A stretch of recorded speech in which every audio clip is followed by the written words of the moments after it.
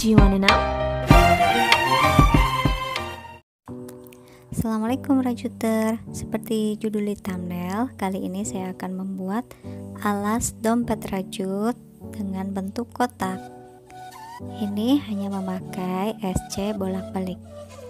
Disarankan bagi para pemula jika ingin menggunakan model tas rajut dengan alas yang kotak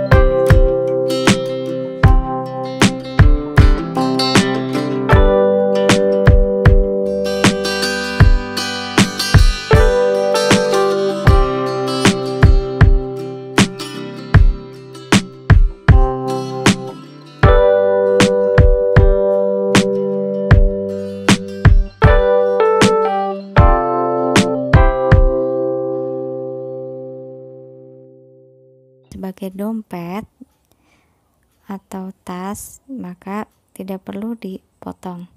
Ini dia bagian luarnya, yang ini bagian dalamnya. Jadi saat kita ingin membuat tas, motif ke atas sini, jadi kita merajutnya dari sini, jangan sampai kebalik, yang bagian luar jadi dalam dan bagian dalam dari luar. Oke, terima kasih yang sudah menyimak sampai habis. Selamat mencoba. Jangan lupa untuk like, subscribe, dan komen. Sampai jumpa di video selanjutnya. Assalamualaikum.